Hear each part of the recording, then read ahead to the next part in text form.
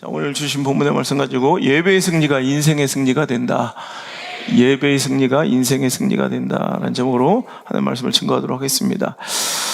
A.W. 토저가 이런 말을 했습니다. 우리 삶의 모든 실패는 예배의 실패에서 비롯된다.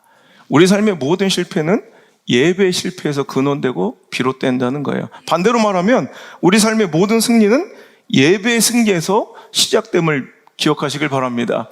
우리가 성도의 승리의 비결, 성도의 인생이 성공과 승리로 축복으로 오늘도 나아가기 위해서 우리 신앙적인 이 축복의 비결을 오늘도 말씀 가운데 은혜 나누고 있으며 오늘도 이 말씀이 이제 책으로 만들어질 것입니다.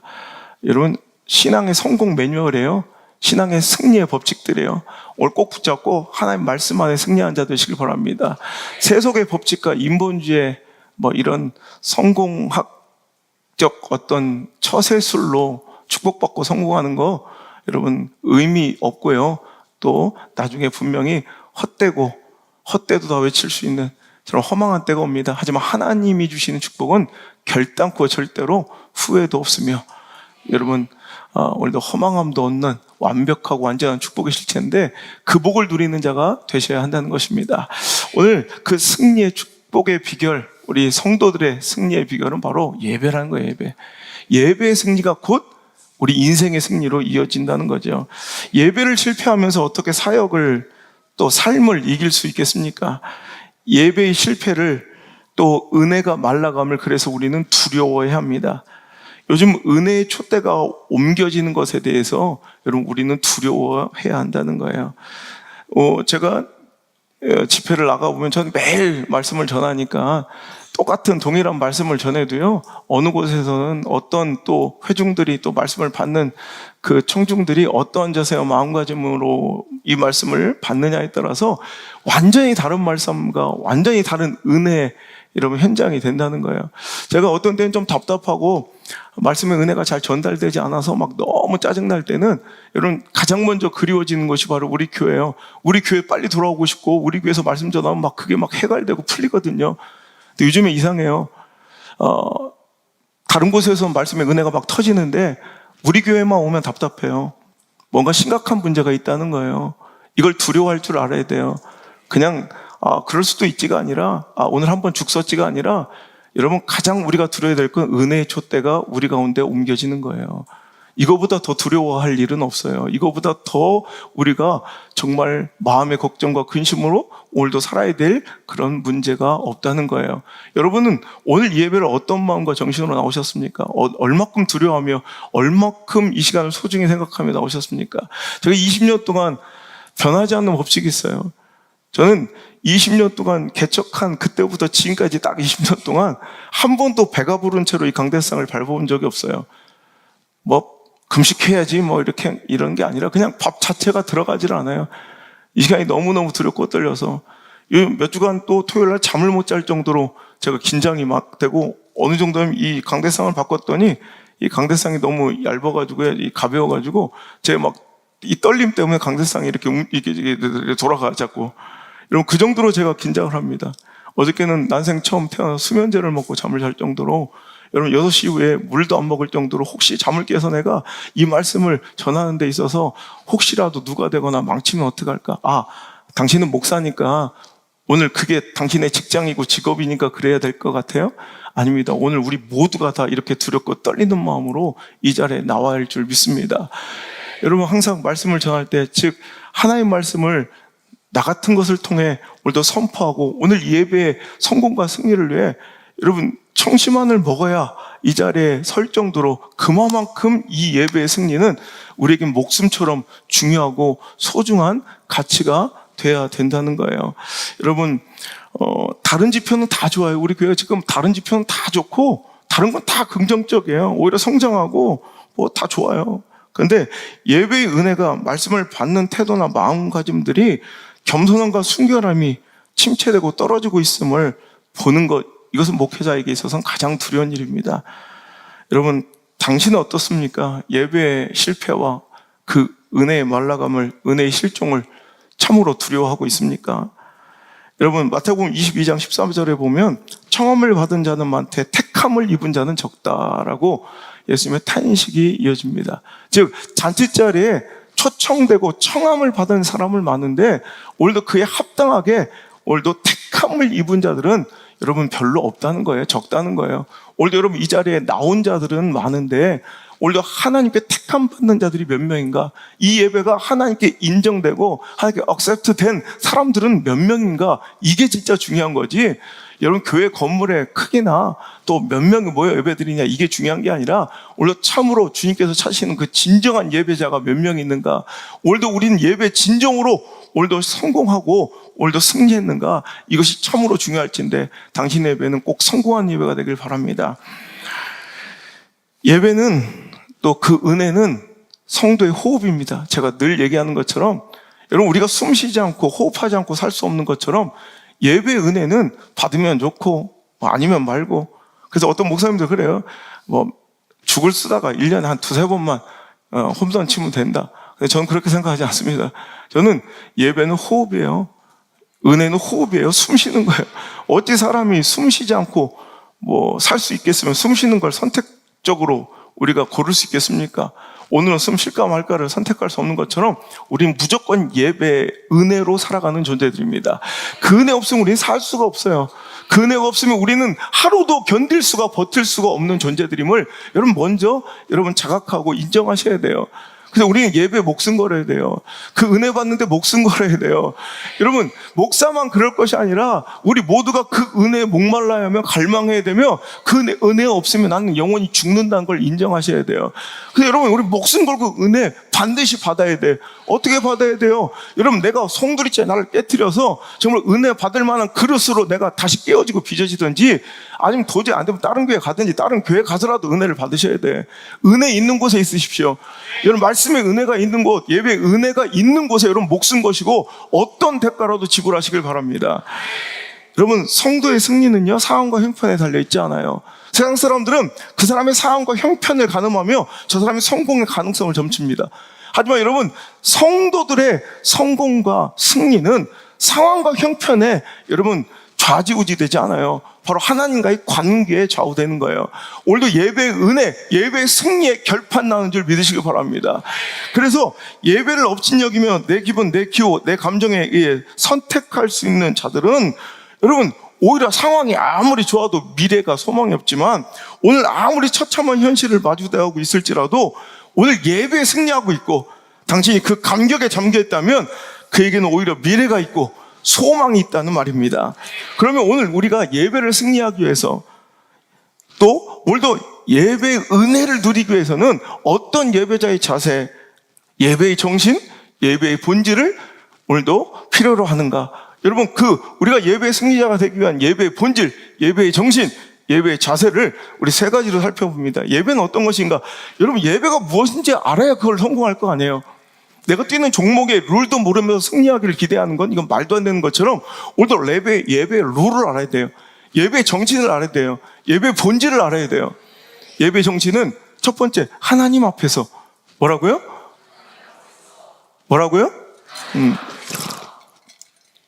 이걸 잊어버리는 이 시대예요. 여러분 사람이 아니라 오늘 우리는 누구 앞에 서는 거예요?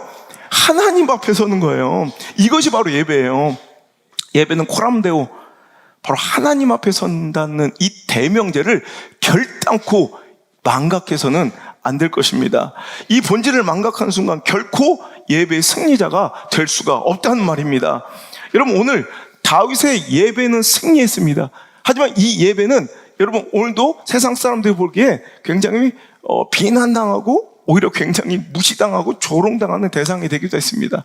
그런데 오늘 이 승리한 다윗의 예배의 정신을 보세요. 14절 다윗이 여호와 앞에서, 백성들 앞에서, 사람 앞에서, 관료들 앞에서 누구 보라고? 아니죠. 다윗은 지금 하나님 앞에서 뛰놀고 춤추며 하나님을 경배하고 있는 거예요. 16절 다윗 왕이 여호와 앞에서 뛰놀며 춤추는 것을 보고, 여러분 21절 내가 여호와 앞에서 뛰놀리라. 여러분 오늘 계속해서 다윗은 내가 지금 하는 이 모든 행위와 이 예배는 누구 앞에 있다는 것을 고백하고 있어요?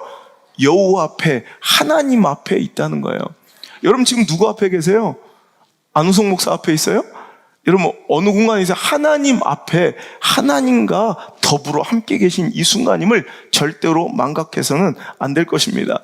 제가 요즘에 보면 많은 교회들 돌아다니고 많은 연합성회를 인도하다가 가장 짜증나고 불쾌하는 순간이 여러분 잘 아시겠지만 이 찬양대와 성가대의 모습이에요. 여러분 찬양단 잘해야 돼요. 성가대 잘해야 돼요. 여러분 찬양대는 너무너무 중요한 역할이에요. 예배 은혜를 이끄는 은혜의 선봉장이며 큰 은혜의 물줄기를 끌어오는 마중물이 되는 것이 성가대이며 찬양단이라는 거예요. 근데 여러분 찬양단의 행태들을 보세요. 성가대들의 행태를 보세요. 제가 우리 교회는 그런 모습 볼 수가 없지만 제가 어디 집회 가보면 찬양단 막 멋들어지게 조명 가운데 그냥 막 손을 들고 눈물을 흘리며 막 온갖 제스처로 멋진 세레머니를 다 펼치고요.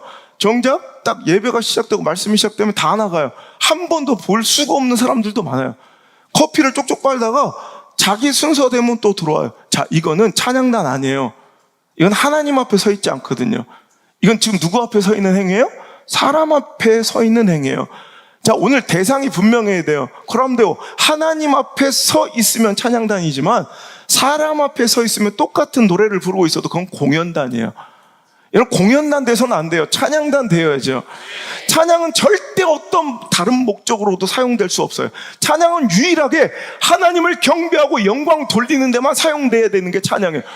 여기 반론과 이의를 제기할 분 있어요? 여러분 찬양은 절대 어떤 순간 어떤 상황에도 찬양은 다른 목적으로 사용되면 안 돼요. 오직 하나님의 영광과 경배의 목적으로만 사용돼야 돼요. 맞죠? 근데 이게 안 되고 있는 거예요. 여러분 찬양단 몇 명 서는 게 중요한 게 아니에요.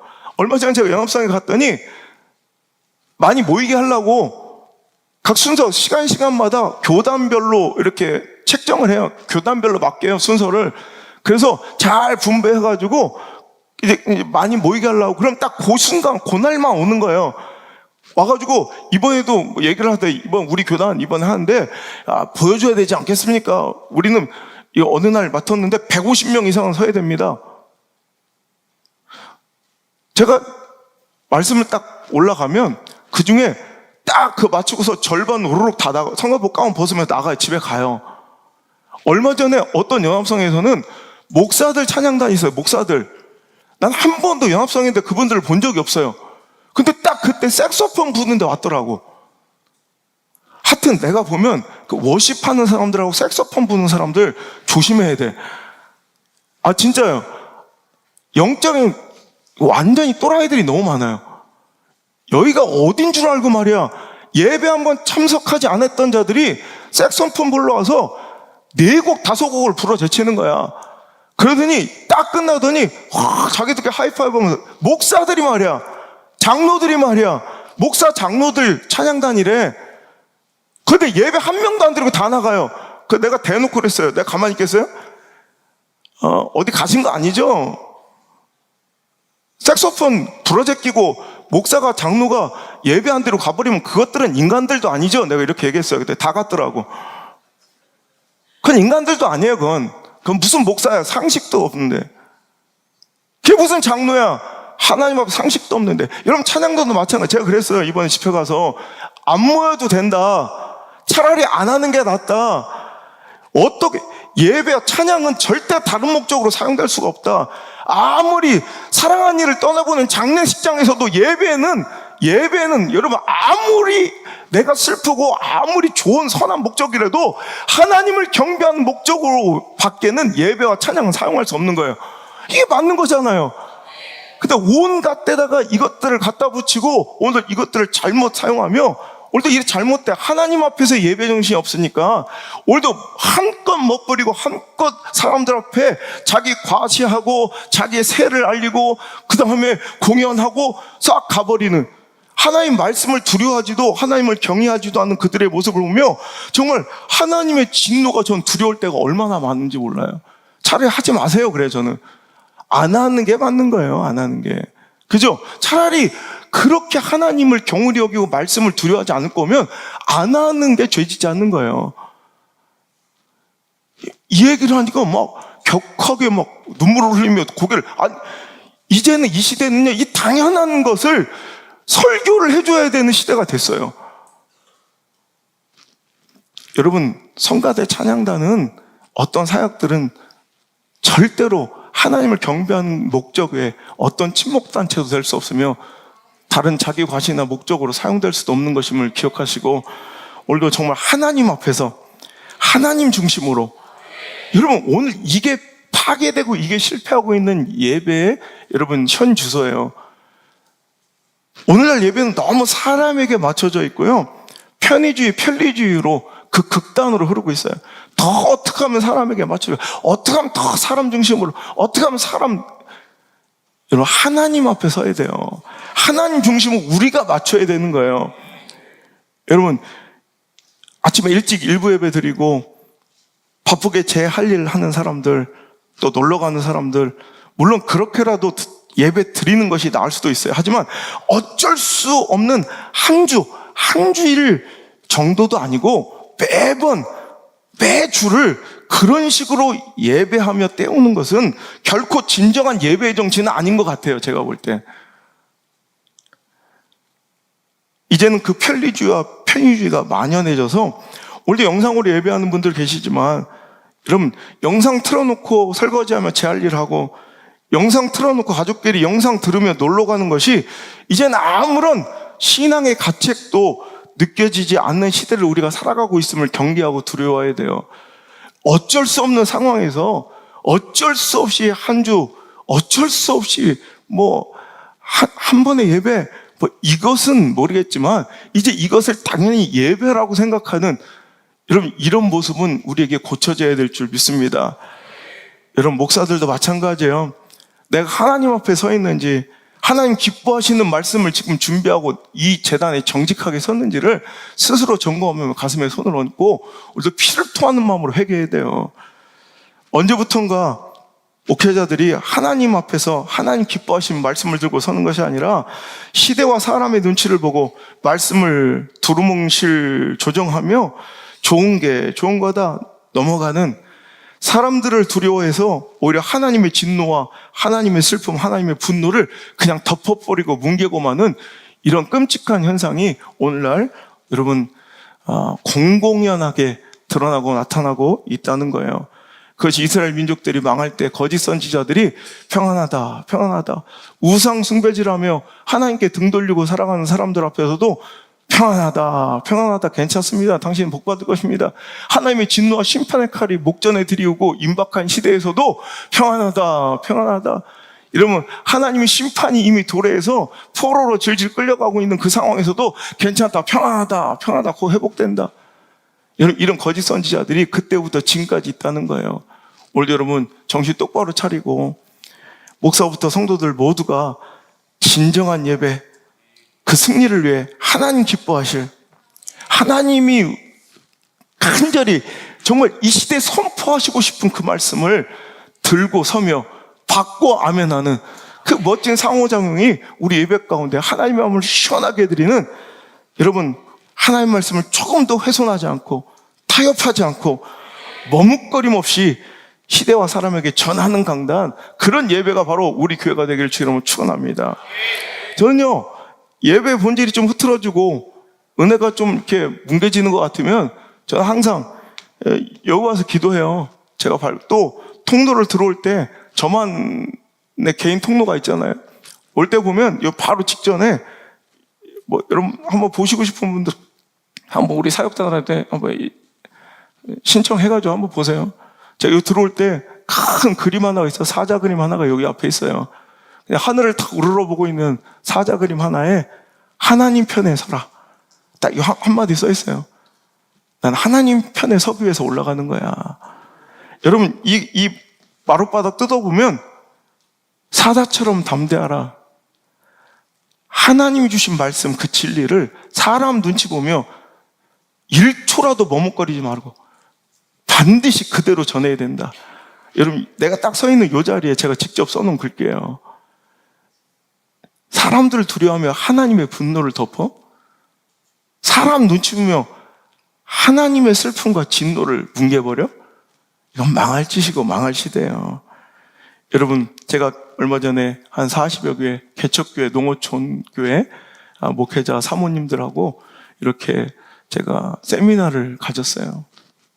또 초청해서도 제가 꼭 한번 또 은혜를 나눌 시간을 또 가지기로 약속을 했는데, 많은 분들 가운데 내가 이렇게 농어촌 교회에서, 개척교회에서 힘들게 목회 사역하고 있다고 자기 연민에 빠져 있더라고. 그래서 제가 목사님들에게 그랬어요. 하나님의 일을 맡은 자들에게 최악의 상황은 자기의 의와 자기 연민에 빠져 있는 것이다. 내가 의로울 게 뭐가 있겠고 내가 불쌍할 게 뭐가 있어요. 나는 자격 없는 자인데 주님께서 충성스럽게 여겨주셔서 아직 죄인 되었을 때, 모르겠어요. 그분들은 아닐지 모르겠어요. 저는 그래요. 나는 정말 불의한 자인데 하나님의 은혜로 여기 서 있는 거야. 그 불쌍할 게 뭐 있어. 어떤 상황에서도 하나님의 이 사랑과 은혜로 제가 매일 아침마다 기도하는, 우리 가족들한테도 맨날 이걸 시켜요. 일어나면 무조건 첫 기도, 하나님 구원의 자녀, 하나님의 백성 된 거 너무너무 감사합니다. 그리고 그것만 해도 감사한데 존귀한 주의 종의 가정에 살아가는 것도 너무 감사합니다. 그것도 참 감사한데, 정말 세상 누구도 정말 맛볼 수 없는 이렇게 특별한 사역을 저에게 주셔서 정말 존귀하게 전 세계를 누비면서, 전국을 누비며 하나님 말씀을 선포할 수 있는 기회 주셔서 감사합니다. 오늘 이 하루, 정말 이 가치 있는 이 하루를 싸구려로 살지 않게 하시고 정말 의미 있고 가치 있는 하루로 살게 해주세요. 저 이 기도를 아침마다 해요. 우리 자녀들한테 시켜요. 우리 가족들한테 꼭 하라고 그래요. 하는지는 모르겠지만 하여튼 이거 굉장히 중요한 거예요. 뭐가 불쌍할 게 있어. 그죠? 목사만 그런 게 아니에요. 자기들도 다 마찬가지예요. 제가 그 목사님들한테, 사모님들한테 했어요. 자기 연민에 빠지지 말고, 내가 뭔가 대단한 거 하고 있는데 대단하게 핍박받고 환난당한다고 생각하지 말고 당신 예배부터 한번 점검해봐라. 진짜 솔직하게 정직하게 가슴에 손 얹고 당신 예배부터 점검해라. 당신이 정말 하나님 앞에 서서 설교하는가, 아니면 사람 앞에서 설교하는가, 하나님 앞에서 예배하는가, 진정으로 하나님의 중심으로 목회하는가, 아니면 사람 중심으로 목회의 결정과 선택을 내려가는가. 나한테 대답할 필요 없고 각자의 목회의 자리 가서 정말 여기 시퍼렇게 살아계신 그 하나님을 믿고, 그분이 여기 계신 걸 믿고 두려워하며 그분의 말씀을 전하고 있는가, 아니면 예배 대충 떼어가면 사람 앞에 눈치 보면 선택과 결정, 하나님 기뻐하실 선택과 결정이 아니라 사람들 좋아할 결정과 선택, 요리조리 눈치 보며 구질구질하게 목회하고 있지 않은가. 이 말 하나 딱 던졌는데 절반이 우시더라고. 그 눈물의 의미가 뭘까요? 오늘도 우리는 나도 모르게 하나님 앞에 서는 것을 잃어버리는 거예요. 하나님 중심으로 살아가는 것, 목회하는 것, 예배드린 것을 망각하고 살아가고 있는 거예요. 여러분 정신 차립시다. 지금 우리 하나님 앞에 있는 거예요. 여러분 여기 대통령 앞에 있어도, 내 담당 교수 앞에 있어서도, 내 인사권자 사장 앞에 있어서도 내가 못할 짓을 하나님 앞에서 해서야 되겠습니까? 이건 벌써 예배 실격자야. 예배 실패, 모든 인생의 실패는 그 예배 실패에서 비롯될 테니 두고 보세요. 우리 예배에 성공해서 모든 인생을, 삶을 성공과 승리와 축복을 이끄시는 저 여러분 되시길 바랍니다. 사람들에게 아무리 칭찬받고 인정받고 은혜 받았다, 감동받았다, 침이 마르게 인사를 받아도 하나님 원하시는 말씀, 하나님 마음 후련하게 해드리는 이 시대를 향한 하나님의 뜻을 제가 선포하지 못했다면 그건 헛짓거리고 벌짓거리예요. 오늘 저는 하나님이 기뻐하신 말씀, 하나님의 진노, 순도 높은 그 하나님 마음, 여러분 슬픔이든 진노든 하나님의 분노든 축복이든 여러분 승리의 선포와 약속이든 조금 더 가감없이 선포하는 종으로 남길 원합니다. 두 번째 예배 정신은 거룩한 일시 멈춤. 뭐라고요? 예배는요, 코람데오 하나님 앞에 서는 것이며 일시, 잠시 멈추는 거예요. 그래서 예배를 안식이라고 하잖아요. 안식, 그죠? 예배는 멈춤의 정신이에요. 분주한 삶 중에 거룩한 멈춤. 내 탐욕과 무절제의 욕망의 분주함 속에 거룩한 멈춤. 여러분 보세요. 이 탐욕과 내 욕심이 멈추지 않으면 예배 못 드려요. 내 분주함을 내가 내려놓지 못하고 중단하지 못하면 예배 못 드려요. 오늘 여러분 보세요. 오늘 이 예배의 성공과 승리를 보세요. 이 다윗의 예배의 승리가 곧 그의 인생의 승리예요. 근데 오늘 국가적으로는 대사건이에요. 우리가 대충 읽었지만 오늘 전 국민, 전 백성이 아이들, 어른 할 것 없이 모두 다 각자의 삶과 생활의 그 삶의 분점을 싹 다 멈춘 거예요. 그리고 예배 자리로 나온 거예요. 17절 보세요. 시작. 여호와의 궤를 메고 들어가서 다윗이 그것을 위하여 친 장막 가운데 화목제를 여호와 앞에 드리니라. 다윗이 번제와 화목제 드리기를 마치고 만군의 여호와의 이름으로 백성에게 축복하고 모든 백성 곧 온 이스라엘 무리에게 남녀를 막론하고 떡 한 개와 고기 한 조각과 건포도 한 덩어치 나누어 주매 모든 백성이 각기 집으로 돌아가냐. 여러분, 전 여기서 굉장히 귀한 걸 발견했어요. 모든 백성이 다 왔다는 거. 일로 얼마나 바빴겠어요. 농번기일 수도 있고 새끼가 양이 새끼를 막 낳고 있고 소가 새끼를 낳고 있는 사람도 있을 거예요. 어떤 사람은 중요한 뭔가 결단을 해야 될 사람도 있고, 어떤 사람은 그냥 가족 여행을 하고 있는 사람도 있을 거고, 그것도 30년 만에 첫 가족 여행 이럴 수도 있잖아요. 중요한 바이어를 만나는 사람도 있을 거고, 그냥 오늘날로 얘기하는 거예요.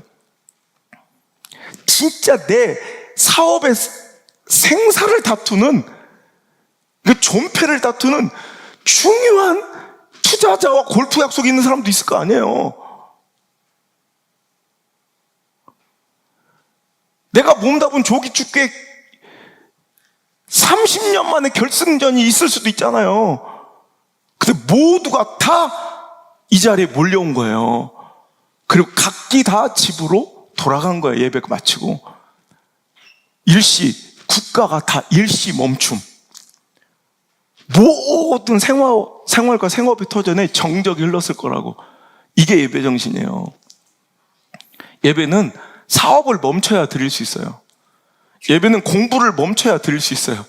예배는 장사를 멈춰야 드릴 수 있어요. 예배는 돈 버는 것을 멈춰야 드릴 수 있어요. 예배는 내 즐거운 취미생활을 멈춰야 드릴 수 있어요. 예배는 달콤한 데이트를 멈춰야 드릴 수 있는 게 예배예요. 여러분, 뭔가 멈추셨으니까 여기 온 거예요.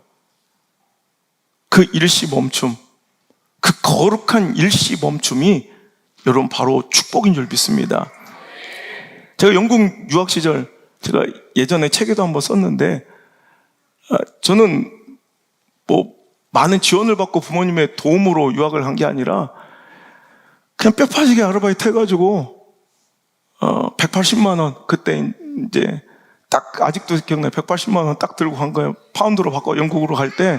그때 이렇게 성도들, 우리 안드레 성주 유학 갈 때도 성도님들이 이렇게 용돈 주시잖아요. 그것처럼 저도 여기저기서 몇만씩 이렇게 줘도 꽤 많대요. 근데 그건 내 돈이 아니잖아. 부모님 돈이지. 부모님이 하신 거고. 그러니까 제가 신문지로 이렇게 말아가지고 어머니 문갑에다 넣어놓고 내가 딱 아르바이트 번 돈 180만 원 갖고 갔어요. 다행히 영국은 그때 미국처럼 먼저 재산 상황이나 모든 이런 자신이 금융적인 모든 것을 이렇게 드러내서 여기서 일 안 하고도 살 수 있는 지원이 가능한가에 대한 그런 사전 비자 제도가 아니라 그냥 일단 런던에 가. 그런 히드로 공항에서 이미그레이션 통과하면서 거기서 그냥 얘기하면서 거기서 후비자에 도착해서 비자 받는 거예요. 또 말은 자신 있으니까 돈 많은 척하고 들어갔죠. 부모님 다 대주실 거라고.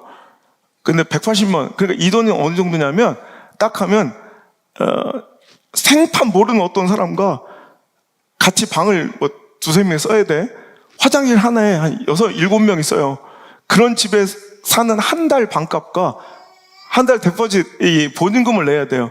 그러니까 이 데포짓 내고 한 달 반값 내고 버스 패스 한 달치 버스 패스를 끊으면 그러면 딱 그냥 한두 주일 정도 겨우 빵하고 이런 걸로 먹고 살 수 있는 이 정도의 돈이에요. 그러니까 일단 버스 패스하고 반값 지불하니까 딱 한 1, 2주 살 돈 남은 거예요. 이걸로 겨우 빵 쪼가리 사 먹을 수 있는. 그러니까 난 가자마자 아르바이트를 2주 안에, 2주일 안에 구해야 그 다음에 받는 돈으로 살아갈 수 있는 거예요. 그 다음 달을. 매일같이 가는데 뭐 영어도 안 되죠. 또 변명이라면 또 영국식 영어라 잘 안 들린다고 그러고, 또 미국 가면 또 난 미국식 영어는 못 듣겠다고 그러고 이러면 돼요. 가면 영어 잘 안 들리면 그렇게 얘기하면 돼요. 안 들리고, 내가 분명히 슬리퍼 하나 사러 갔는데 슬리퍼 달랬더니 그 얘기를 어떤 때는요, 일본 이 아주 은근한 인종차별은 아는데도 모른 척 계속해요. 계속. 그러니까 너무 짜증이 나는 거예요. 그런 수준으로 가가지고 막 그냥 아르바이트를 구하러 가는 거예요. 그럼 가가지고 내 이력서를 그냥 거기다가, 그럼 밑에 이미 기다리고 대기자가 이만큼인데 거기다 이제 꽂아놓고 오는 거야. 일주일을 매일 학교 끝나고 가는데도 못 구해. 2주일째도 매일 가는데도 못 구해. 와, 진짜 이제 오늘 이번 주말이 마지막이야. 나는 여기서 다음 주부터 굶어야 돼. 주일날이 다가왔어요. 그때 같이, 나는 입국을 같이 했던 그 동기들, 또 같은 하숙집에 살고 있던 사람들이 다 킹스톤이라는 큰 이제 시내로 다 이제 잡을 구하러 가는 거예요.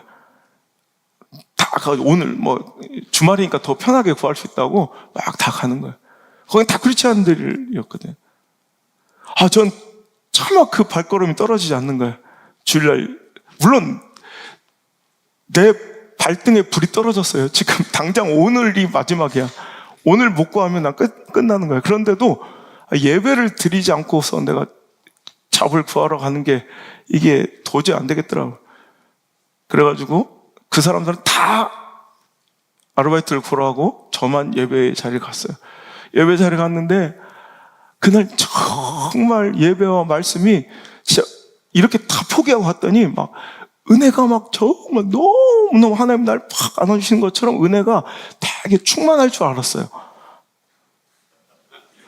근데 아무리 그냥 말씀은 들리지도 않아. 난 어떻게 살지? 근데 막 눈물만 떨어지는 거예요. 목사님은 그날 되게 흐뭇해 하시더라고. 내가 은혜 받아서 오는 줄 알고. 가끔씩 여러분 저를 기쁘게 해주려면 누나를 쓰셔라도 좀 울어요. 그럼 내가 오해하고 갈 테니까. 그런데 근데 하나님이, 전 지금도 그래. 그 어린 아이의 눈물을, 그 두려움을, 그런데도 하나님 앞에 엎드려 예배하고자 한 그 마음을 보셨다고 생각을 해요. 거기서 또 하나 유익이라면 밥은 한번 차려주거든요.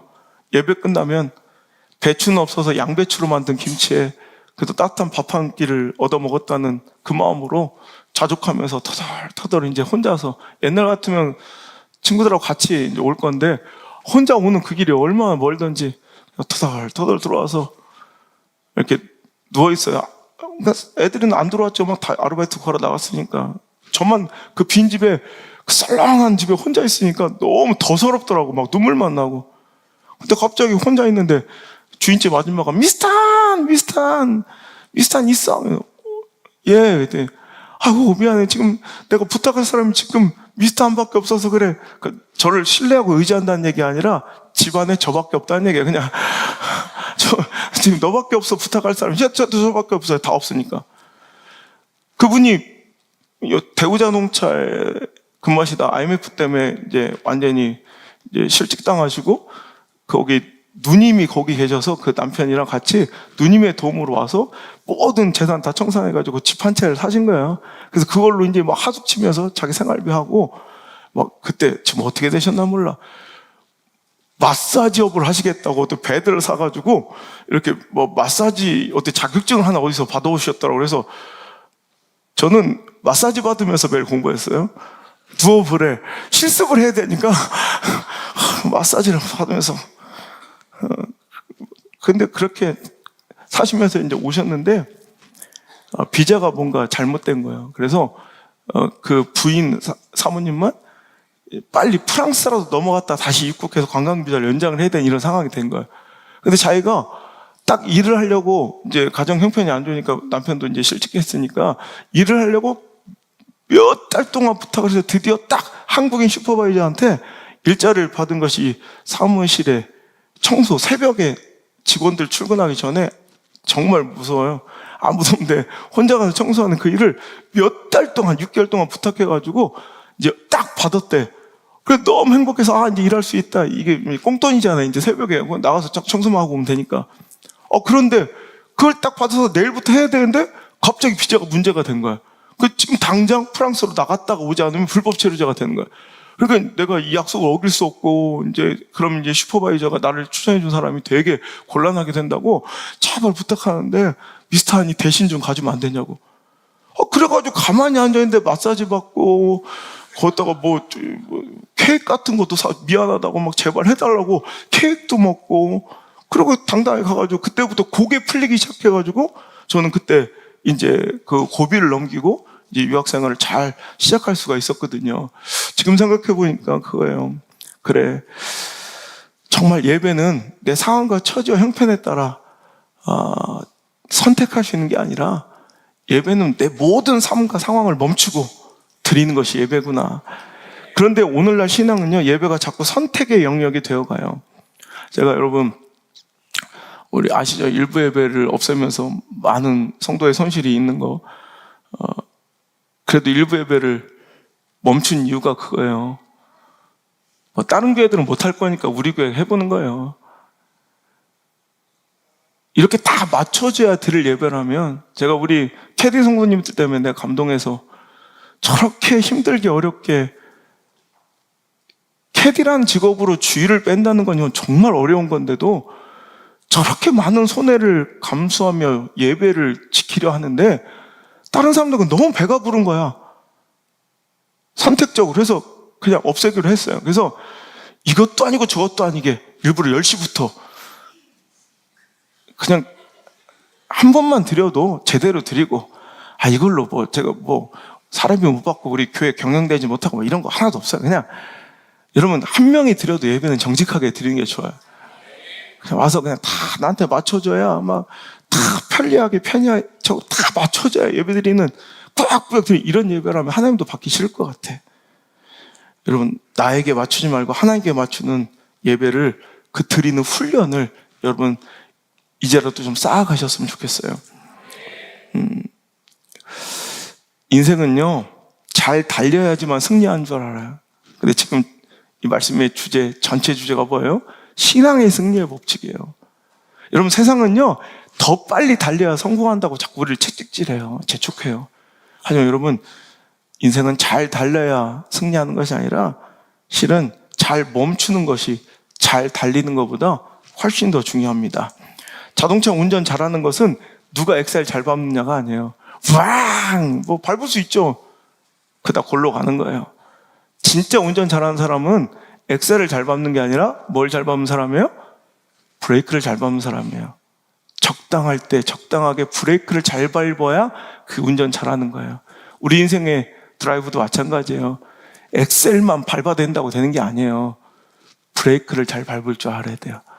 멈출 때 멈출 줄 알아야 돼요. 인간의 탐욕과 교만은 그 아집과 오만함은 멈춰야 될 때를 사인을 줘도 잘 멈추질 못해요. 이게 패착이에요. 제가요, 우리 안드레 갑자기 원래는 메릴랜드나 이쪽으로 가려고 그랬잖아요. 근데 이번 집회 개인 갔다가 이렇게 하다가 급박하게 자기들의 꿈을 결정해서 휴스턴으로 갑자기 가게 되면서 들어와서 한 달 만에 이렇게 비자 수속이 돼서 지금 가 있잖아요. 그러니까 비자가 나올지 안 나올지를 몰라서 다른 것도 준비할 수도 없고 이런 상황에서 딱 비자가 나오자마자 딱 2주 남았더라고요. 이제 비자가 딱 F1 비자가 나왔는데 학생 비자가 나왔는데 이제 출국 날까지 2주 남았어. 그때 안드레가 급하게 면허를 따야겠다는 거예요. 야 말도 안 된다. 무슨 면허를 2주만 네가 운전을 한 번도 안 해본 애가 어디 2주 만에 면허를 따냐 했더니 딴데 재혁이도 땄대. 요셉이도 땄대. 그럼 해볼 만하다. 그래? 그럼 해라. 그래서요. 여러분 꼭 잘 나가야 화려해야 누구에게 희망을 주는 게 아니라 그냥 그래?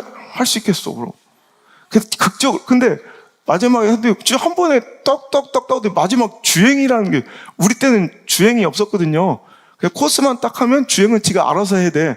그래서 장롱 면허가 많아요. 진짜 운전은 못하는 면허 가진 사람들. 왜 시험장 운전면허 학원에서만 운전해 본 사람들 맞아요. 옛날에는 그것만 따면 그냥 나와서 지가 주행은 목숨을 걸고 그냥 바깥에서 하는 거야. 그래서 살아남은 사람도 여기 있는 거예요, 지금. 진짜 그랬어요. 근데 주행이라는 걸 또 본데, 그 마지막에 이제 떠나기 전전날까지 이제 뭐 시험을 본 거예요, 마지막에. 그 내가 그 현장에 너무 대견하고, 그때 내 새끼가 운전대를 잡는 게 묘한 기분이 돼요. 그래서 내가 찾아갔을 때 쫓아갔어. 그 우리 아들이 운전하는 첫 모습을 본 거야. 저게 우리 아들이 운전하는 감격적인 첫 트럭이에요. 트럭 옆에서 내가 펑펑 울었네. 우와, 우리 아들이 운전을 하다니 막. 그래서 주행하고 있는 걸, 마지막 시험 보고 있는 걸 내가 뒤에서 비상깜빡이를 켜고 뒤에서 딱 카바 쳐주면서 아무도 못 붙게 6분짜리 영상이 있는데 한번 틀어줄까요? 자, 우리 아들 좌회전 깜빡이 켰습니다. 중계하면서 한 6분짜리가 있어요. 아무도 뒤에 차 못 오게 막 내가 깜빡이. 안들은 몰랐다더라고. 내 뒤에서 이렇게 막 어쩐지 차가 안 오더라. 근데 너무 걱정이 되는 거야. 아니, 쟤는 지난주까지 운전 핸들도 못 잡았던 애가 어떻게 지금 마지막 주행 면허를 따고 있는데 너무 불안한 거야. 그런데요, 안드레가 그러대. 아빠 걱정하지 말라고 옆에 계신 선생님 자리에도 브레이크가 있대. 그건 특수 차량이래요. 그래서 위급하면 선생님이 밟아준대. 그래서 브레이크가 2개 달린 특수 차량으로 시험을 본다대요. 그러니까 이제 비로소 안심이 되더라고요.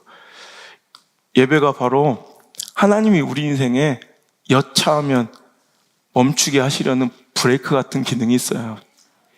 삶의 실패와 사고를 막아주시는 것이지, 우리 하나님이 억지로 잘 나가는 내 발목을 붙잡으려는 의도가 아님을 여러분, 이거 하나 인정하지 못한다면 여러분, 그게 바로 신앙이겠습니까? 우리는 스스로 결코 멈출 줄을 몰라요. 하나님이 브레이크 밟아주시지 않으면 예배 브레이크가 작동하지, 우리 절대 못 멈춰. 조금만 더 잘하면 될 것 같고, 조금만 더 하면 될 것 같고, 하루만 더 열심히 하면 절대 못 멈춰. 우리 평생 그렇게 죽을 때까지 쳇바퀴 돌돌 살다가 후회하며 죽어요. 그래서 서동학생도 그렇죠. 주님께서 브레이크 밟아주시기까지 모셨죠. 못 멈춰요, 인간은. 믿어야 멈추는 거예요. 하나님을 신뢰해야 멈추는 거예요. 우리의 탐욕과 불신이, 즉 우리의 욕심과 하나님을 신뢰하지 못하는 마음은 불안을 야기하고요. 그래서 우리를 쉼 없는, 멈춤 없이 쓰러져가는 자리로 끝까지 내몰아요. 하나님을 신뢰하지 못하고 우리의 탐욕이, 막 욕망이 내 안에 가득히 있으면 여러분, 그때부터는 쉼 없는 삶, 멈춤 없는 삶으로 결국 쓰러질 때까지 가야 돼요. 죽는 건지도 모르고, 그것이 실패하는 길인 줄도, 그게 결국은 지는 것인 줄도 모르고 달리기만 하는 것, 이게 바로 하수예요. 고수는 잘 멈추는 법을 알고 절제할 줄, 쉴 줄 아는 사람이 고수인 줄 믿습니다.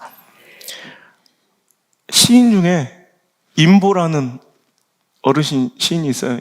임보. 그분이 쓴 사자와 사람이라는 시가 있습니다. 읽어드릴까요? 배부른 사자는 사냥하지 않는다. 그러나 사람은 먹이를 쌓아놓고도 투망을 던진다. 아직 굶주려 죽은 사자는 지상에 없다. 그러나 가장 많이 아사한 동물은 인간이다. 사자는 제목만 챙기면 나누어 갖도록 두지만 사람은 곡간을 만들어 먹이를 가두기 때문이다. 여러분, 공감되지 않습니까? 여러분, 사자는 배부르면 사냥하지 않아요. 근데 사람은 먹이를 지금 배가 터지고도 먹이를 쌓아두고도 또 투망을 던지는 존재예요. 멈출 줄 몰라. 그 욕망과 욕심은 만족이 안 돼요. 신앙만이 자족하는 마음을 줘요. 하나님에 대한 신뢰만이 만족이 돼요. 그러므로 인해 멈출 수 있어요. 여러분, 일본의 전설적인 경영인 교세라의 창업자인 이나모리 가즈오라는 회장님은 이런 얘기를 했어요. 배가 불러도 사냥하는 동물은 사람밖에 없다고. 참 너무너무 공감이 가는 말이에요. 유일하게 인간만이 배가 불러도 사냥을 멈추지 못한다는 거예요. 먹이를 쌓아놓고도 쉬지 못하고 투망을 계속 던져야 만족이 되는 존재라는 거예요.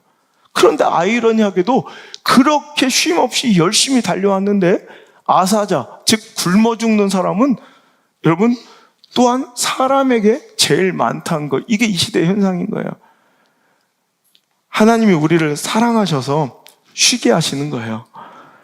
안식하며 멈출 수 있게 하심은 하나님이 우리의 체질을 아시고 우리의 본성을 아시기에 우리에게 주신 따뜻한 사랑이 바로 이 예배의 정신인 줄 믿으시길 바랍니다. 예배는 그 거룩한 멈춤 가운데 조용히 진행되는 성장이지 절대 침체가 아니고 손해가 아닙니다. 예배는 멈춤으로 오히려 살아나는 생명이지 여러분 무기력하게 죽어있는 것이 아닌 줄 믿으시길 바랍니다. 우리 김판호 집사가 옛날에 그런 얘기 하더라고요. 똑같은 입사 동기인데 자기의 월급은 엄청난 차이가 난대. 왜냐하면 자기는 딱 주일 성수를 위해서 주일날도 일을 하지 않아도 되는, 그러니까 주일날은 무조건 쉴 수 있는 부서를 찾은 게 연구실밖에 없어서 연구실은 야근이나 또 주말 특근 수당 같은 걸 다 포기해야 되니까 그게 큰가 봐요. 그래서 똑같은 동기들인데도 자기는 그들에 비해서 굉장히 낮은 임금을 받고 있대. 근데 참 그래서 다른 사람들 다 누리고 즐기는 것들을 못하고 살아가면서도 그냥 하나님을 선택하고 예배를 선택한 거예요. 그게 결코 불쌍해 보이지는 않잖아요. 물론 생긴 건 불쌍해 보여도 그 삶 자체는 별로 그렇게 불쌍해 보이지 않는 것 같아. 오히려 더 존귀해 보이고, 그죠? 아름답죠. 얼마 전에 고영진 집사가 그러대. 고영진이 나한테 같이 신방을 갔다 오다가 그래도 너는 주일 성수를 계속 할 수 있는 부서에 있나 보다. 똑같은 직장인데도 주일 성수 못하는 분들이 많이 있던데 자기는 그냥 직장 가질 최고의 기도가 그거였대요. 주일 성수하게 해달라고. 그래서 입사 후 부서장과의 첫 인사에서 그 부서장한테 자기가 했던 말이 그거래요. 부장님, 제가 저의 하나님께 예배하는 마음으로 그 정신으로 일하겠습니다. 이렇게 얘기했대요. 나는 하나님 믿는 사람인데 내 하나님께 예배하는 정신과 그 마음으로 일을 하겠습니다. 근데 그걸 되게 귀하게 보시더래. 그러니까 주일날 일 시킬 수가 없는 거예요. 예배를 저게 띄엄띄엄 하면 일도 띄엄띄엄 하라는 얘기잖아. 그래서 좋은 방법인 것 같아요. 자, 세 번째. 예배의 정신과 예배의 본질은 낮아짐이에요. 겸손. 예배는 그 앞에 엎드려 경배하는 게 예배예요. 가장 큰 분 앞에 나를 가장 낮게, 가장 초라하게 낮추는 작업이 바로 예배라는 거예요. 예배는 낮춰져야 돼요.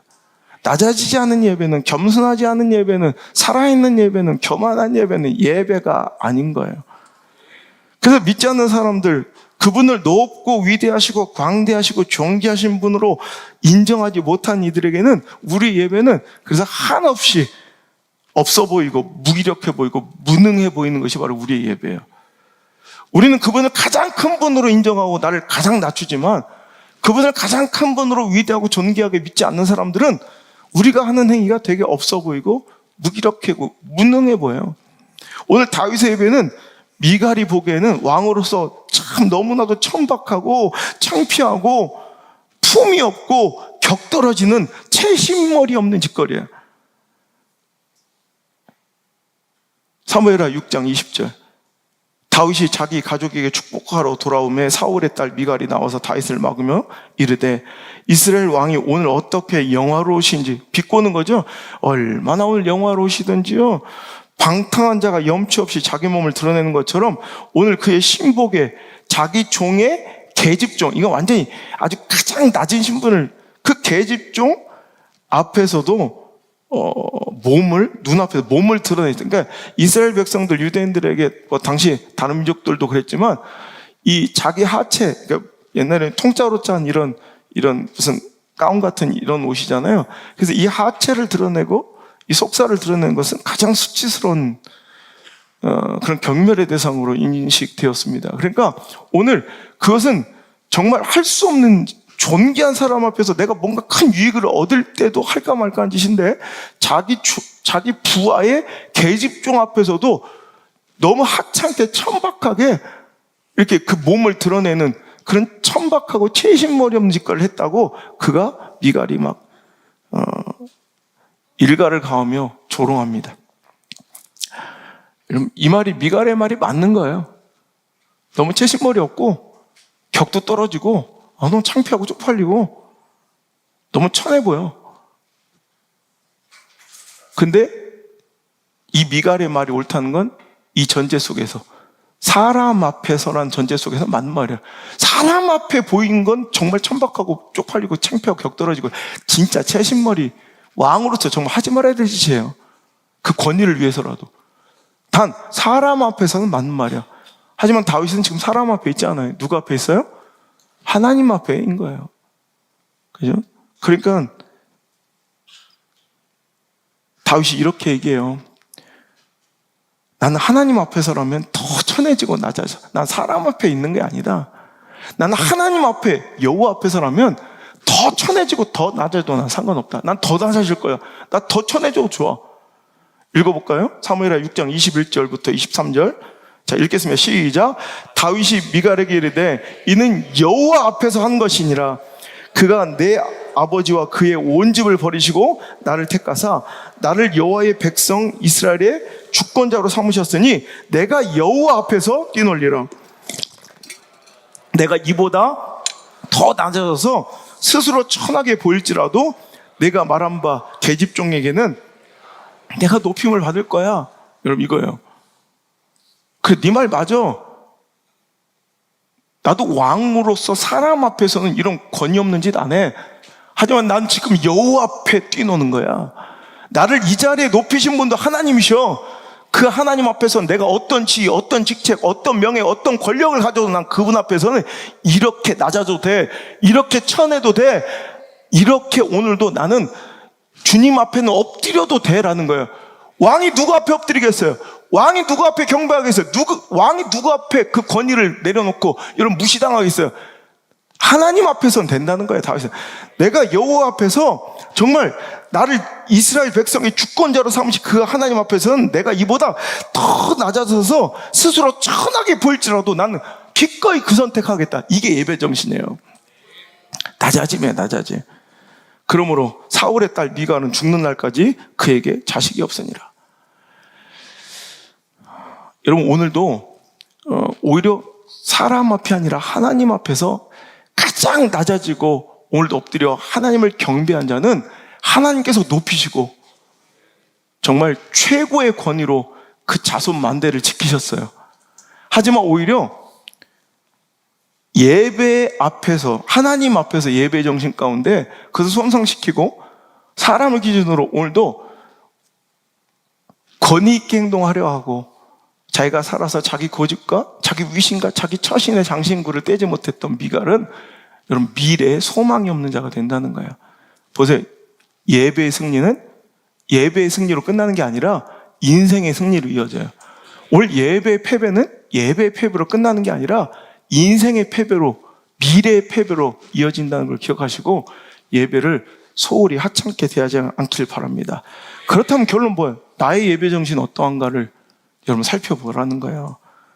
나의 예배 정신은 하나님 앞에 그 가장 크신 분 앞에 낮아져 있습니까? 겸손하십니까?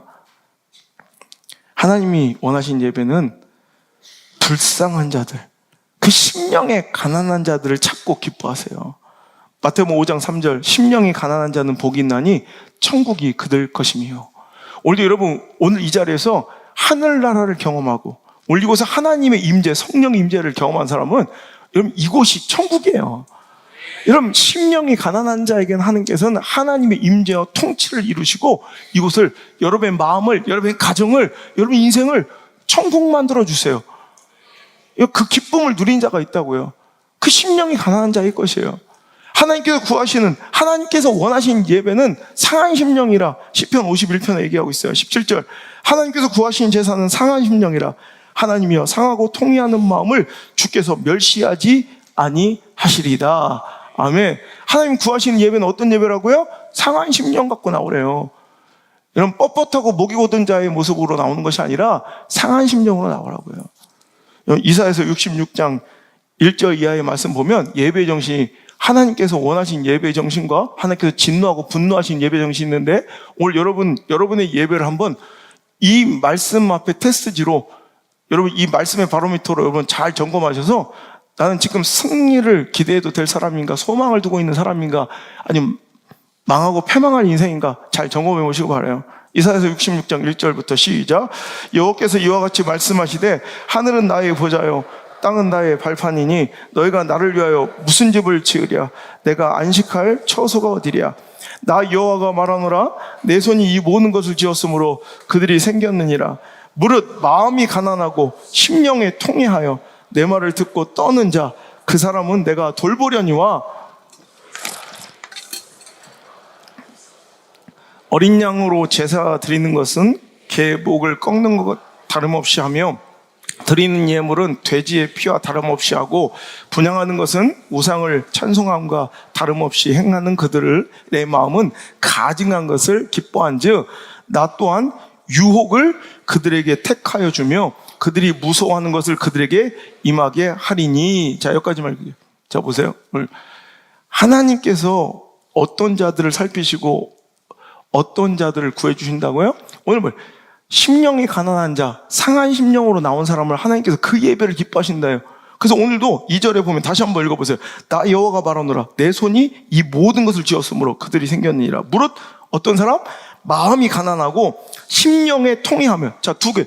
마태복음 5장과 시편 51편에 그 예배 정신이 다 들어가 있는 거예요. 오늘도 마음이 가난하고 심령에 통회, 상한 심령, 통회하며 내 말을 듣고 이 말씀 가운데 떠오는 자, 즉 하나님을 경외하는 자, 그 사람은 내가 어떻게 한대요?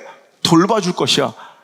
내가 돌봐요. 내가 지켜준대요. 내가 보호해준대요. 내가 그의 목자가 된대요.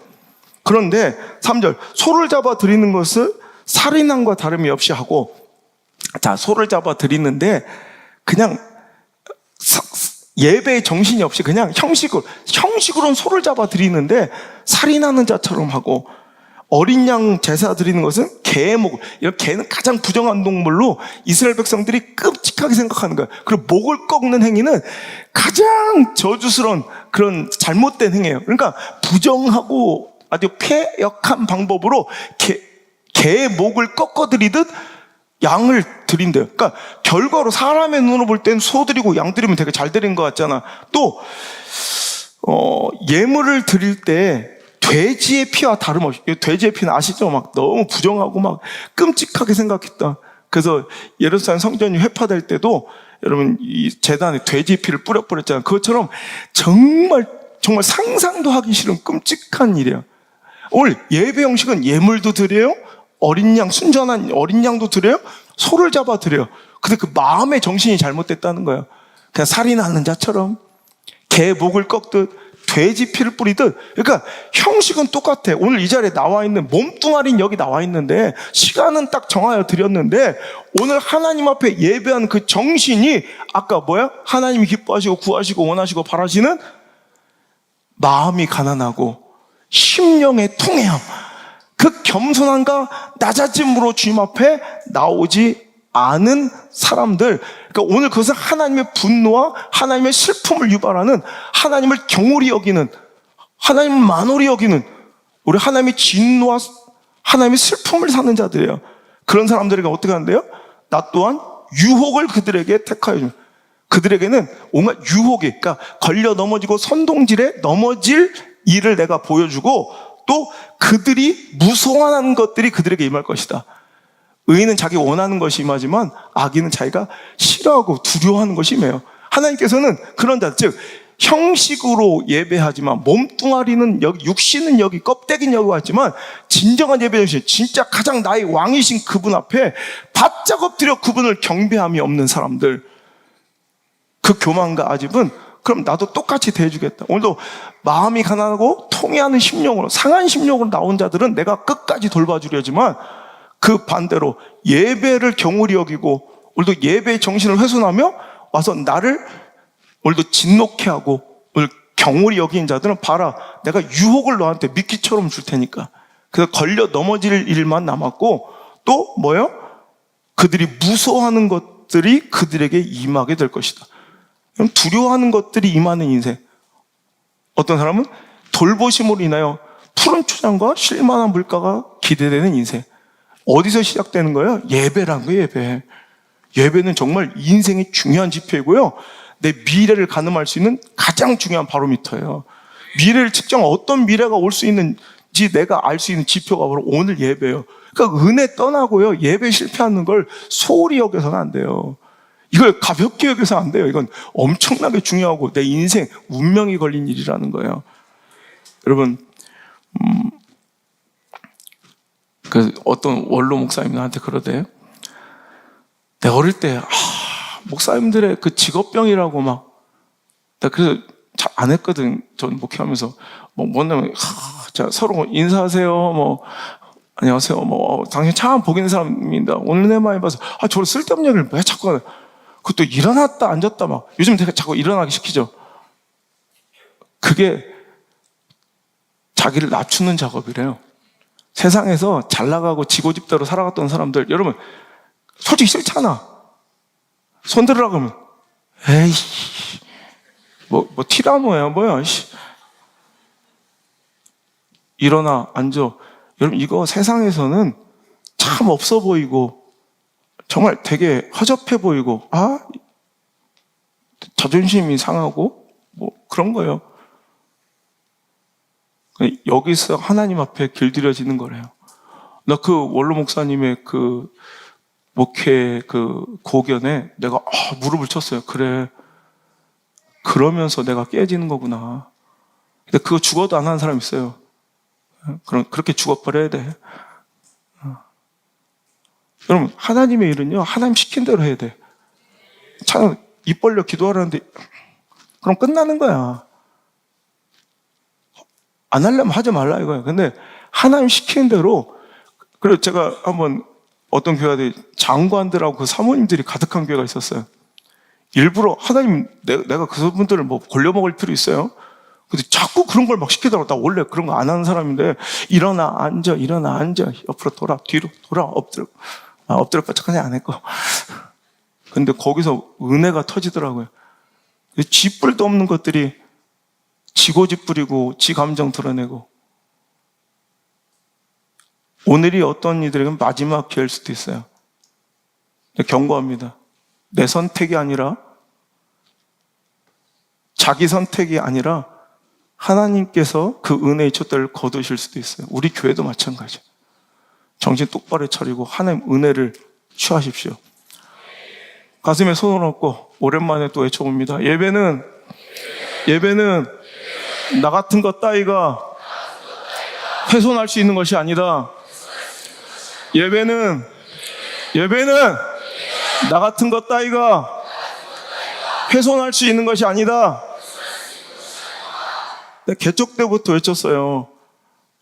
개척해서 어린 전도사가 와서 설교하니까 오늘 기도 순서인 사람이 왔다 그냥 뭐 친구 집 놀러 간다고 가버리고, 예배를 너무 이게 예배 정신이 없는 거야. 하나님 앞에서 지금 나를 낮춤이 하나도 없는 거야. 그래서 제가 그때부터 한 거예요. 내가 한 명도 없어도 된다. 난 진짜 예배 드리다가 죽을 때까지. 그래서 내가 그랬죠. 가장 미련하고 오만한 게 예배 시간에 하나님 앞에 지 감정 드러내는 거라고. 다른 교회들은 다 그래요. 지가 시험 들어서 뭐 어떻게 하면 지 시험 든 걸 표시를 내요. 그럼 사람들이 알아봐 주거든. 목사가 막 알아봐 주거든. 지 감정질하고 막 눈알 돌리고. 우리겐 절대 없어요. 감히 하나님의 예배, 다른 데서 나한테 침을 뱉어도 돼. 그런데 예배 시간은 그러면 안 돼. 하나님 앞에서 감정을 오히려 그 감정이 내가 준비되지 않은 마음이 있었어도 그 들킬까 봐 두려워야 돼. 근데 하나님 말씀을 두려워하지 않으며, 그죠?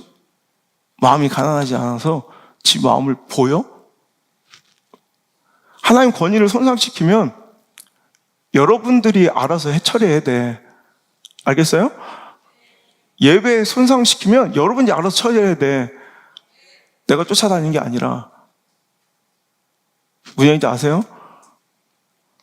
여러분, 안드레 성주가요, 제가 내일 새벽에 이제 비행기 타고 가서 이제 휴스턴에, 오늘 월요일 날 떠나도 또 거기도 월요일이에요. 그래서 이제 이틀 같이 있고 바로 이제 솔트레이크로 가가지고 또 집회하는데, 나는 가가지고 애들 뭐 먹고 싶을까? 한 달 넘었으니까 막 잔뜩 뭘 해줄까? 막 그래서 내가 닭도리탕을 해줄까? 막 이렇게 준비하고 있어. 근데 어저께 영상통화하는데, 아버지 죄송한데요. 별로 그렇게 먹고 싶은 게 없어요. 그래. 아버지 오셔서 아버지 식사는 뭐 하시면 될 것 같아. 야, 나 아빠는 신경 쓰지 마라. 아빠는 절대, 난 그냥 니들이랑 같이 아무거나 먹으면 되니까 걱정하지 말고 했더니, 아니 그게 아니라 아버지 뭐 특별히 아버지 뭐 준비하신 게 없다면 햄버거나 치킨을 좀 먹으면 안 될까요? 그래. 야, 무슨 미국에 가서 그랬더니, 아버지 정말 저 죄송한데요. 이래. 하도 여기저기서 너무 잘해주셔가지고 그 교회에서 벌써 이제 연주자로 쓰고 있더라고 벌써. 근데 담임 목사님부터 담임 홍 목사님, 또 부목사 권고 목사, 또 권성희 전도사라고 전도사님, 또 관사 최인중 관사님, 또 임 교수님 주변에서 하도, 그러니까 자기들은 와가지고 막 특별한 요리를 자꾸 사주는 거야. 스시하고 막 너 한국 음식 못 먹었지? 그러면 한국 음식 먹어야 돼. 첫날 지금까지 한 달 내내 한국 음식만 먹고 있대. 너 한국 음식 그리울지? 지금 계속 매일 식사 대접을 받다 보니까, 아빠 치킨이 너무 먹고 싶어요. 아빠 피자나 햄버거 좀 사주세요. 그래. 배가 처불렀구나. 내가 그 생각에서 너무 각별한 사랑을 받으면요, 영의 배가 처불러 올라요. 그래서 오히려 귀한 음식이 귀한 줄 모르고 정크푸드, 쓰레기 같은 것들이 좋아 보여요. 쓰레기 같은 것들이 오히려 마음에 끌리고, 저게 훨씬 더 좋아 보여. 오늘 내가 어제 전화하면서 이 설교를 해야겠구나. 당신이 쓰레기가 좋아 보이지 않습니까? 너무 순결하고 너무 은혜에 충만한 예배, 감격적인 예배를 드리다 보면 이제 배가 신학적 용어로 쳐불러서 이제 쓰레기 정크푸드가 땡겨요. 그래요. 그거 먹어봐요. 우리 몸이 어떻게 되나? 쓰레기 되는 거예요. 어떤 분이 저한테 그러대요. 목사님 목회는 참 힘든 목회를 자청한데, 목사님 목회를 보니까 훨씬 더 크게 부흥할 수도 있고 성장할 수 있는데, 목사님 너무 성도들하고 거리가 가깝대. 너무 친밀하고, 내가 성도들 데리고 여행 간 얘기하니까, 그러면 절대 안 돼. 성도라고 맨날 놀러 다니는 얘기하면, 그러니까 그렇게 목사님 이런 존귀한 말씀을 이렇게 쉽게 대하죠? 그러더라고. 아마 그런 사람 많았을 텐데, 그러더라고. 예. 그러니까 안 돼요. 벽을 두고 거리를 둬야 돼. 아주 멀리. 쳐다도 못 보게. 근데 저는 그래 곰곰이 생각해 봤어요. 그래, 맞아. 그건 맞아. 그런데 돌아보니까 그래도 후회는 없더라고. 그래 내가 친밀하게 그 밑바닥까지 가서 그분을 안아주고 그분들에게 내 사랑과 진심을 전했더니, 그래서 만난 내 사랑하는 가족들이 여기 있더라고요. 난 이거면 충분해요. 이거면 만족하고. 제가 좋아하는 야구 선수 최동원 선수가 야구를 정말로 사랑했고 진심으로 야구에 인생을 걸었던 그 최동원 선수가 안타깝게도 어머니보다 먼저 그 노모의 배웅을 받으며 천국 가셨죠. 임종 마지막 순간까지도 그 어머니가 얘기하는데, 그는 마지막 그 눈 뜬 그 마지막 순간, 그 임종의 마지막 그 순간까지 TV의 야구 중계를 보면서 눈을 떼지 못했. 그 모습을 지켜보던 늙은 노모가 최동원 선수의 손에 야구공을 쥐어줬대요. 그는 마지막 온 힘을 짜내요. 그 공을 꼭 쥐고 숨을 거두었다고 합니다. 제가 그 이야기를 들으면서 눈물이 너무 나는 거예요. 그래, 참 야구를 정말 사랑하는 그분, 마지막 순간까지도 그 야구 중계를 보면서 그 마지막 눈 감는 그 마지막 순간까지 보고 싶은 것, 그리고 꼭 손에 쥐고 싶은 것, 그게 있었던 인생, 행복한 인생 아니겠습니까? 나의 삶의 마지막 순간, 그 순간 어떨까 생각해 봤어요. 내 마지막 호흡, 그 마지막 숨을 가쁘게 내쉴 때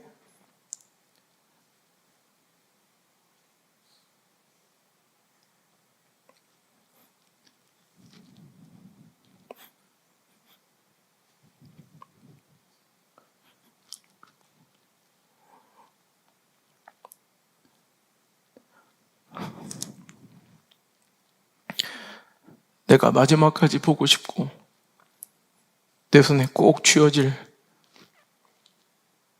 내 삶의 결정체, 내 인생의 정체성은 무엇일까? 나의 가장 소중한 가치는 무엇일까? 마지막 순간에도 내 남은 모든 힘을 다 짜내어 마지막까지 꼭 쥐고 싶은 이 세상의 마지막 기억은 무엇일까? 이것저것 생각나대요. 성경, 평생 쓰던 성경, 우리 가족 사진. 근데 마지막에 내가 찾았어요, 답을. 내 마지막 그 순간에, 내 마지막 호흡 다할 때까지 내가 마지막까지 보고 있을 그 장면은 조금도 손상되지 않는 이 예배였으면 좋겠고, 내 남은 모든 힘을 다 짜내서 마지막까지 붙들고 싶은 것은 이 예배더라고요.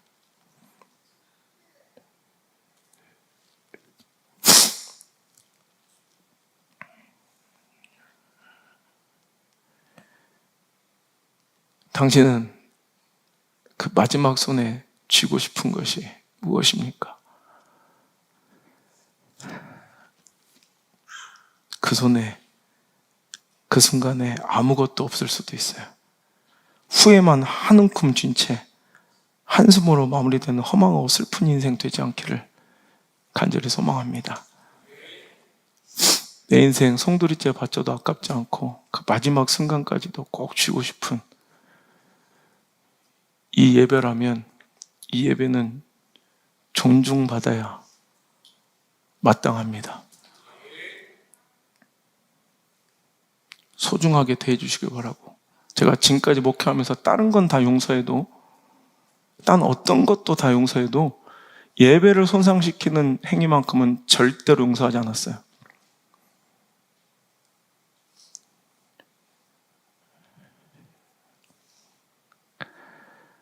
오늘 이 말씀이 다시 흐트렀던 예배 정신을 회복하고 예배 승리부터 미래 승리까지 발돋움하는 그 첫 발걸음과 디딤돌로 오늘이 기억되시길 바랍니다.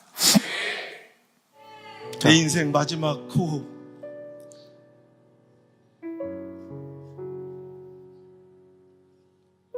눈 감기 전 그 마지막 순간, 마지막까지 바라보고 싶은 풍경과 내 온몸의 힘을 다 짜내어 끝까지 꼭 붙들고 싶은 내 인생의 가치는 예배임을 알았습니다. 20년 동안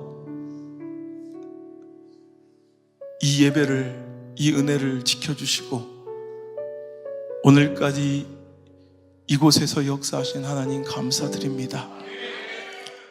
이 은혜의 촛대가 옮겨지지 않게 하시고 그간의 수많은 예배를 손상시키려는 시도와 이 예배의 은혜를 값싸게 여기는 수많은 저항 속에서도 이 예배를 끝끝내 아름답게 순결하게 지켜가는 우리 사랑하는 성도들 축복하여 주옵소서. 입으로만 외치는 것이 아니라 그저 허황된 슬로건 구호가 아니라 우리 정말 예배에 목숨 거는 교회가 되게 하여 주시고 하나님의 관계, 내 영적 생명에 호흡되는 그 은혜를 소홀히 여기지 않는 참 믿음의 사람들 되게 하여 주옵소서. 마음이 늘 가난하고 통회하는 마음으로 주님 앞에 나와 엎드려 주님의 돌보심을 받는 목자신 여호와 하나님의 어린 양들 되게 하여 주옵소서. 오늘도 예배 가운데 그 은혜가, 그 풍성한 은혜가, 그 기름진 축복이 저희들의 삶과 미래에 다윗처럼 흘러 넘치기를 원하오며 이제는 주 예수 그리스도의 크신 은혜와 이 예배를 받으실 우리 구주 내 아버지 하나님의 그 압도적인 사랑하심과 오늘 나를 고아처럼 버려두지 아니하시고 늘 예배 가운데 살리시고 말씀으로 인도하시고 고치시고 가르치시는 그 하나님의 따뜻한 성령님의 인도하심의 손길이 오늘 이 자리에 나와 예배를 목숨처럼 붙들고 교만했던 자가 깨어지고 왕이신 우리 구주 하나님께 엎드려 경배하며 참된 예배, 하나님께 사시는 그 한 사람 예배의 승리자가 되기를 결단하며 오늘도 마음속에 뭔가 묵직한 하나님의 숙제와 과제를 받고 돌아가는 우리 사랑하는 모든 성도들, 우리 미디어 성전 모든 가족들 머리 위에 그 자녀와 자손들의 미래 위에 이제부터 떠나가지 마시고 1초도 떠나지 마시고 1초도 떠나지 마시고 영원토록 함께 계시기를 간절히 또 간절히 축원하옵나이다. 아멘.